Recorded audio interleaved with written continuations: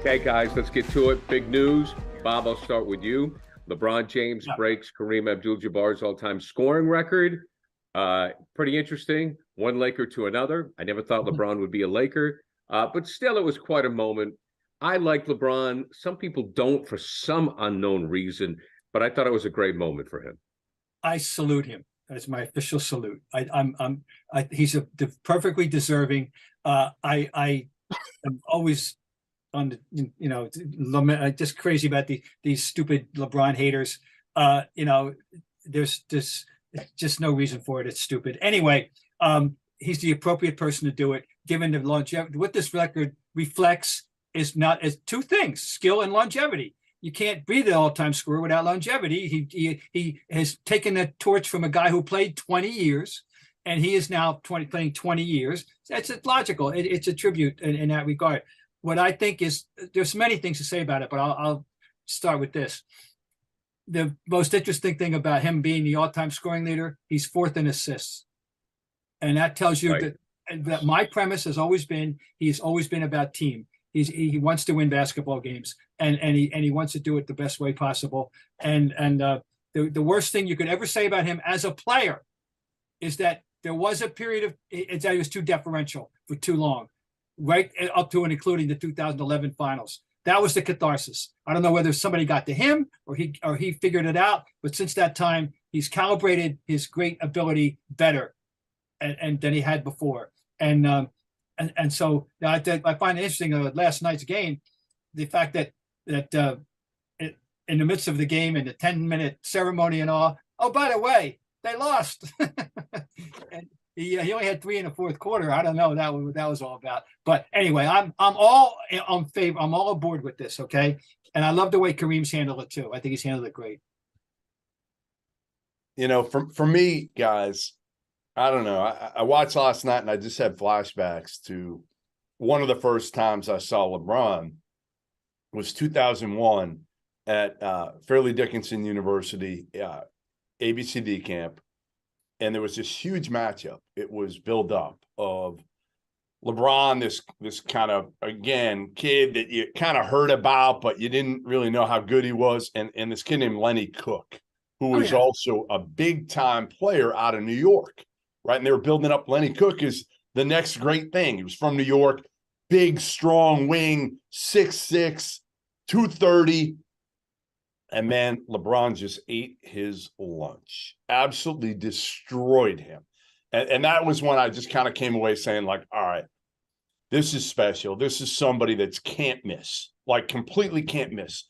But did I ever think he would be the all-time leading scorer? Hell no. Nobody did. Again, you're watching him at that point, and, he was so physically dominant. And again, his IQ was off the charts, but you just didn't think that the scoring part would be so prolific. And also that honestly, his body would hold up the way it has. He's so big and strong. Again, you look at him and you're like, all right, he's going to have major injury problems throughout his career because of how physical he plays. You look at Zion, right? Zion, so big and strong, and look at what's happened with him already. But LeBron has taken care of his body. And to me, again, this GOAT conversation, guys, I grew up watching Michael Jordan, right? And I covered LeBron. For the better part of his career, I've covered LeBron to some extent. And I would say, why do we, I can't even pick. Guys, I can't pick between the two of them. Their games are so different, and the eras are so different. I cannot pick between those two, but I will say they're the best two players I've ever seen, and kind of for different but similar reasons. To me, they both made people better. MJ was more of a killer, right? He was more of a killer as a scorer. Just give him the ball and let him go to work. LeBron could do it in every facet, and they were both great defenders as well. I can pick, and it is those two, all-around player. Remember, when we're having this discussion, we have to separate the bigs, the centers, because their job description in the old days is totally different. Of course, they don't exist anymore. That's another topic for another day. The five, the classic job of a five is changed. We understand that. Okay, so but in terms of all-around player. We're talking about a guy who can pass and dribble and shoot and defend and do blah, blah, the whole package, and that restricts it. That eliminates the very bigs. It always has until now, and puts you in the mid-sized category. Can't be the point guards either. They're too small. They're not rebounding. They're not pointing the deal. Okay, it's those two. The differentiation is simply, to me, that you mentioned it. Look, if I'm playing for my life tonight, I got to have Michael. Right. If I you, wanna just you know sit he's back going to take your lunch. Like he's out for blood. Just enjoy the game. I wrote this in my book 10 years ago. I take Michael for my life, but I'd rather watch LeBron play. LeBron is bigger, stronger, faster, a better rebounder, and a better passer than Michael Jordan, period. Technically, he's better in more categories than Michael Jordan. Michael Jordan was a flat-out more consistently good defender, better defender, although LeBron has made himself into a good one, but not at Michael's level. And Michael had that je ne sais quoi, that competitive, that cut the old, cut your heart out and give it to you with a glass of Chianti attitude that LeBron will never have. He's a nicer person in that sense, Well, that's just it. I mean, I just summarize it. Yeah. How they got to the peak of I've said this before, and I'll say it again. How they each got to the top of the mountain in their respective times. Okay, Michael didn't get there until he learned how to share. The 1987 Michael is not making those passes to John Paxson and Steve Kerr that helped him win championships. Okay, until he began to trust he wasn't winning. And I don't care what anybody says, they could have won earlier if he had had that attitude. And LeBron didn't win till he learned to accept the responsibility of being the best player on the floor and acting accordingly. He was too deferential. And then once he stopped being completely deferential, not completely, but too deferential, and figured out how to calibrate. The word I always use, calibrate. When you have that much of range of skill, it's hard to figure out exactly how to balance off the calibration. You can get a shot anytime you want at level, which those two can. That doesn't mean you should. You know what I mean? It doesn't mean you should. And so that's the difference. Michael knew how to learn how to share. LeBron had to learn how to take charge. You would rather have dinner with LeBron, but if you needed a win, you go with Michael. No, I didn't say that. That's another matter entirely. But that's my opinion. That to me, really? that says what you say, Bob. I mean, Bob, you're just saying that he's a nicer guy. LeBron is a nice guy. I mean, look, the only bad thing anybody ever said about him was somebody told me allegedly he's cheap at dinner, which I don't know if that's true or not. I mean, we used to say the same thing about Bird. And when he went to Miami, I mean, the decision, that was a mistake. Ooh. But again, that was a mistake in which he was still young enough to listen. Of course, and he took some bad advice. He took some bad advice, Jeff. Right. That was, but I would rather go to dinner with LeBron James than Michael Jordan. That's the way I look at it. I like that. I never thought of it in those terms. I like that. Well, but as soon as you said it, just flashed, I just think Michael might be a little bit more entertaining, stimulating than LeBron. The stories, stupid. Listen, the stories are going to be better from Michael than they are from LeBron. I suppose. I guess Michael didn't give a shit, right? Michael didn't worry as much about public perception. LeBron, especially after the decision, is concerned with public perception, and rightfully so. In this day and age of social media, you kind of have to be, right? Right. Oh, right now, Michael, with what he went through with the gambling and how he went to play baseball, I mean, forget it. Social media, he'd have a tough go. But we'll never know the whole truth. No, we won't. We won't. Michael's sabbatical. No, we won't know. And I don't know if I want to know, to be honest with you. It's one of those things I don't know if I want to know.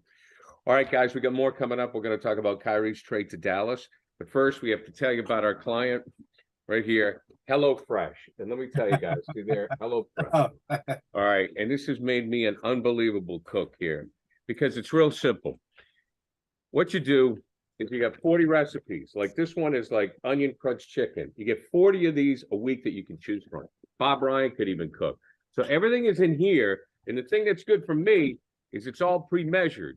So at the end of the day, you get that. The instructions are here. You basically use 2 pans. You put it in. Your kids come downstairs. Boom. My daughter even likes my cooking. I'm telling you. My wife will eat my cooking because I wasn't good at it before. You can eat well. You could save money tonight. we're having onion crunch chicken, and tomorrow night, we're having tostados supremo with pork. So maybe I'll have to have you guys over at some point. I don't have to go to the supermarket. I don't have to pre-measure stuff. I just take it out of the packages and I put it in and I follow the directions. It's as simple as that. I'm telling you guys, this is all absolutely true. You get, and the big thing is the flavor. Like last night, we had firecracker meatballs with a special sauce because everything is pre-measured. The flavor is perfect. So go to HelloFresh.com/Scribe65 and use code Scribe65 for 65% off plus free shipping. America's #1 meal kit, HelloFresh. If Jeff, I'll start with you on this. If Kyrie was going to go to one place, it had to be Dallas because of Mark Cuban. I mean, you knew. I mean, the Al Davis of the NBA. He was the guy to make this deal.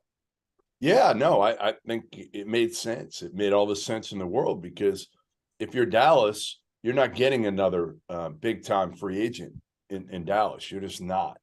And you understand your ceiling with just Luka and those kind of auxiliary parts. You can't go beyond. Maybe you can get to the Western Conference Finals, but you got no chance to win this whole thing. So you know what? You roll the dice. Now, having said that, Boston rolled the dice. The Nets rolled the dice. And it backfired on both. So, Bob, what could be different with this one? You know, already Kyrie is saying that he felt disrespected in Brooklyn. So it's like he hasn't figured it out. He never will, in my opinion. So I don't know how anything is going to be different in Dallas than it has been in Boston or Brooklyn. I should have known that the D word would come into the R word and the D word would come into play with him. She didn't, in the midst of all this, the 21st century word that drives me crazy. I was disrespected. Oh God, stop it. Stop it. Stop it. I love when Bob gets upset like this. Disrespect. I don't want to hear it. The word that it shouldn't be allowed in sports. Anyway, yeah, you're right. There's good luck to them. This is, I said a tweet, this is Cleopatra and the Asp. You knew damn, or Al Wilson, the snake. You knew damn well I was a snake when you took me in. It's all out there. So they caveat emptor with him. Okay, Mark, good luck to you. Technically speaking, he fills a major void. He gives them a second option. He gives them a guard, which of great consequence. He is. Let's state the fact. I believe he's one of the handful of most talented guards that's ever played the game of basketball. He can get to the basket at will. He's fearless with shots making. He's versatile. He's made the single biggest and most important shot of the 21st century NBA Finals. All right, good for him. We know how talented he is, but it's that whole mind-body package that is perplexing. And there's no evidence based on that interview that he's whining about being disrespected in New Jersey that he's going to change anytime soon. There's no evidence. What's going to influence him is the change. He still thinks he's smarter than everybody else. He still isn't as smart as he thinks he is. And I truly believe that he's searching for something in life that he doesn't know what it is. And good luck to Dallas. They could have some success in this short run, however, and that's generally what happens, right? With Kyrie, right. There's a snapshot where every fan base gets excited because, again, for a while, it's really good. I remember, guys, I don't know if I've told you this story, but you can stop me if I did. But when I went to an early season game, Kyrie's first year with Boston, I asked all the media, I said, what do you think of Kyrie? And they were all like, yeah, he's great. He's great. I said, all right, I'm going to go away for a couple months, cover some college hoops. I'll be back, and I guarantee it's different. And sure enough, I came back 3 months later. I said, how's Kyrie? Oh, man, you were right. He's brutal to deal with. Again, condescending. That's the biggest word I would use for Kyrie Irving. And I think it affects him in the locker room too, because I've had multiple former teammates, tell me you had no idea which Kyrie you were going to get. Some days he'd be great, and other days he would be absolutely brutal to play with and to share a locker room with. So listen, Dallas, they're 29 and 26. They'll probably be in the playoffs. But here's the crazy part, guys. How long ago was it that we were talking about the Brooklyn Nets being the hottest team in the NBA when they had KD and Kyrie. And now Kyrie walked away from that. He won 19 out of 21, as I recall. Yeah, I mean, this is the great. He's still, I had long been saying he never categorically stated why he left Cleveland. It turns out he did say at one point, sort of, that he kind of admitted that he wanted to get his own show. I don't think he ever admitted it, Bob. I asked him several times. I thought I saw something this traded. week. Because I don't remember reading that at the time. He wouldn't answer me. Wouldn't answer. All right, so I've always believed, he never categorically said why he left Cleveland, but we could figure it out, but then he goes and joins up with the Nets. Well, he's got an all-time great player next to him, and his buddy, right, the buddy. That's the buddy part, yeah. So what? It's How is this going to end any better? That's my question. How could it end any better? Because again, it couldn't work with his boy, who also might be the best player on the planet. He walked away from him after they had a hell of a run here, and KD's coming back soon. Well, so he walked away because why? Because of, I guess he was disrespected in his mind. Well, finish it out, try to maybe win a title, and then walk away and get a new contract. Well, also, though, I want to point back to Harden, because when Harden was with the Nets, he was actually dishing the ball. And we do know, and it wasn't as if that Harden was saying, was keeping the ball from Kyrie. So he had 2-point guards that wanted to pass him the ball. Yes. In Brooklyn. Yes. And it still wasn't good enough. As I put on my amateur psychiatrist hat, the only thing I could tell you is there are sometimes I've seen players and I've seen entertainers, there's a fear of failure. There's an overwhelming fear of failure. So they say, rather than try, I'm just going to say I'm disrespected or the situation's not right, and they walk away. And while it's arrogant, it's disturbing, it's selfish, it's rude, I just think the guy is afraid to fail. And this is how he externalizes it, by saying, I don't want to deal with it. I'll quit and go somewhere else because I was disrespected. That's what I think. Talk about it technically for a minute, in terms of the fact that Luka is the most ball dominant. Right. Let's talk about that. How's that going to go? Other than LeBron, who's very dominant, and you don't need a point guard.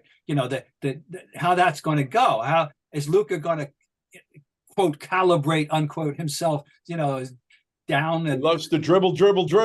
Loves to dribble. I know he's a totally, and there's been criticism, and one of the problems with the Mavericks, no matter who's the other four guys, is that he's too dominant, and he, and some nights he's cranking the threes when he's not hitting, and I'm not, believe me, I'm a big Luka fan here. Don't get me wrong on this, but I'm just saying that he's right. So it'll be interesting. Now, I may ask you this: is this the right coach? Is there a right coach? There's not. He could. I mean, honestly, he could have, Michael Jordan coaching him, and I think he feels like he knows more than everybody. Yeah, it doesn't matter. Now we're talking about one of the smartest, greatest point guards that has ever played the game. Yep. And whatever, and I'm totally respectful of the ball player that Jason Kidd was. Interesting. He's had mixed results as a coach, but he was, but one thing he knows is that position. Hey, imagine if your boy Carlisle was still there and had to deal with Luka and Kyrie. That would be it. Carlisle would be done. He'd retire within 6 weeks later. Yeah. So it's, but I find it interesting, and one fact, I don't know what else we can say, but that once he issued the proclamation, they immediately shot away from him. They shut him down. The Nets. Yeah. They basically shut him down. Well, I think that, to wrap it up, I think that Dallas could get to the finals, but I think we all agree nobody's going to win it. I mean, if it works, if he shows up, and if Luka accepts him, they can get to the West, they can get to the finals. But there's an expiration date, and it's usually pretty quick. Yeah, well, and it's getting quicker. That's the thing, is it's getting quicker. You're right. So who knows if they would even make it to the finals before he. Guys, I have a topic, a weekly feature of Ryan Goodman Tangway. I love this one. I know where you're going with this one. That we welcome, and I'm sure we do, the newest and most interesting member of the 40-point club. That is young Mr. Cam Thomas, who has not only scored 40 points once this week, He has now scored 40 points in 3 consecutive games for the Brooklyn Nets. At the age of 21, by the way. He won't be 22 until the 13th of this year, of October. October 13th, he turns 22. Okay. In his last 3 games, he has shot in order 16 for 23, 15 for 29, and 11 for 23, which is 42 for 75, while scoring 44, 47, and 43 points. Jeff Goodman, where did this come from? So I remember talking to Will Wade, who was the coach at LSU, who signed Cam Thomas. And he told me when he signed him, I had never seen Cam in the AAU circuit, but he said, I got this kid coming in and he's going to be better than anything. Remember, they had a pretty good run with Tremont Waters and Naz Reid and some of those dudes. He said, I got a better player than I've had, period, here. He's that electric of a scorer. And he is. I mean, it's just amazing, though. You can take a guy that deep off the bench and all of a sudden he becomes this prolific scorer that nobody can stop.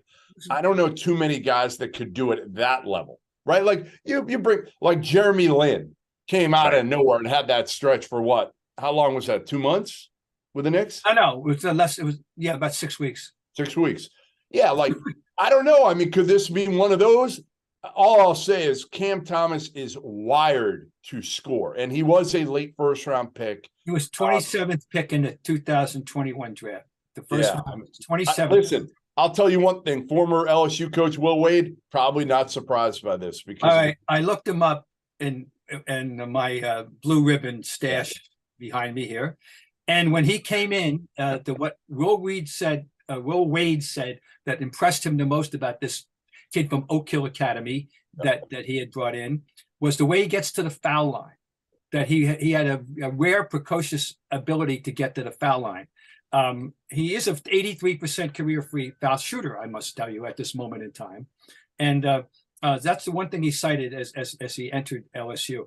Not a great three-point shooter, not considered a great shooter, but this year he's shooting 43% from 3. I bet, I don't know what the numbers are, Bob, in the last 3 games from 3, but my guess is it's probably 50%. It's got to be good. Well, I mean, like if most of the truly great players get better, they work on their games, they get better. Maybe he's going to be one of those guys. One other piece of interesting trivia that I don't know if you knew, he was born in Japan.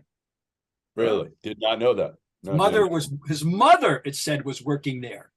Didn't say anything about his father working there. And mother was working there. Eventually they relocated, of course, and yes, and he wound up at storied Oak Hill Academy. Anyway, Cam Thomas. He's 14 of 25 from 3 in this 3 game stretch. If 10 at the onset of this month, even this month, 10 days ago, I'll put that. If we suggested that we'd be talking about him as a 3-time member of the 40-point club, this is wow. Hey, if we had said we'd be talking about him in this podcast, we all that's right.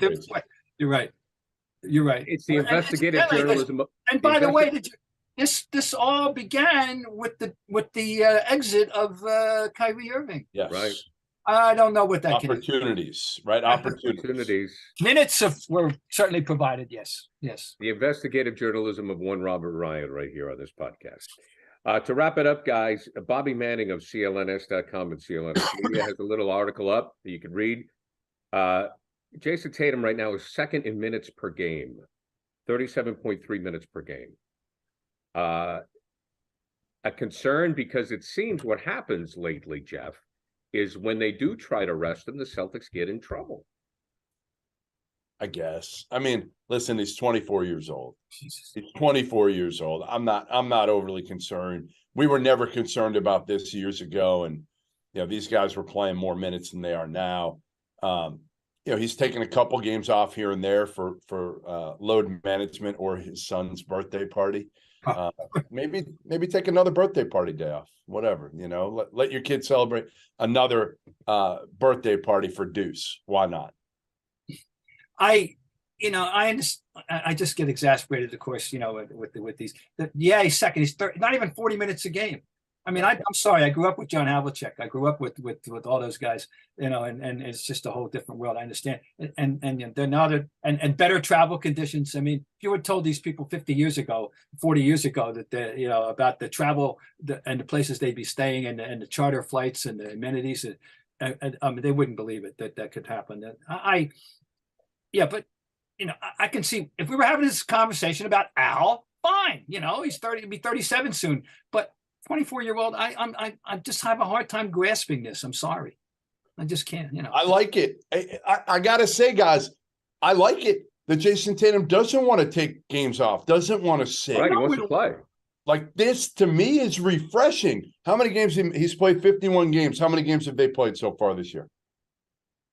They played, I'll tell you right now, they played 54 games. He's missed 3 games this season. Applaud him for this, and he's playing major minutes.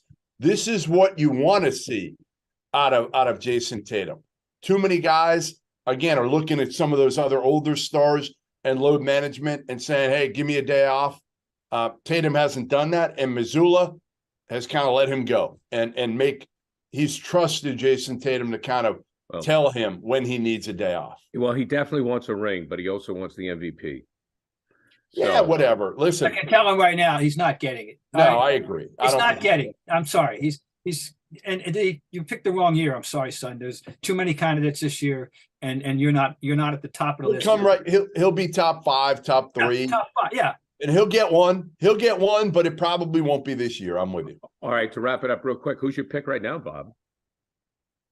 I really don't. I don't have full faith in this team yet, and to do what they need to do when it matters, because games like that Suns game annoy. Right. Well, but I mean, I was wondering, but who's your MVP pick? I mean, you mentioned it. MVP pick. I would. I don't know. The Joker. Yeah, that's true. I mean, he's insane. Right? I know it'd be his 3rd in a row, but I'm sorry, Larry won 3 in a row. The Kareem won. Russell. It can happen. It's. I don't know. I'm not that crazy about the discussion yet. I still think it's too early. I think I'm on record as saying, let's wait till the All-Star game. Well, we're getting I'd have Joker at 1. I probably have, then in the next tier, Embiid, Tatum. Yeah, Embiid.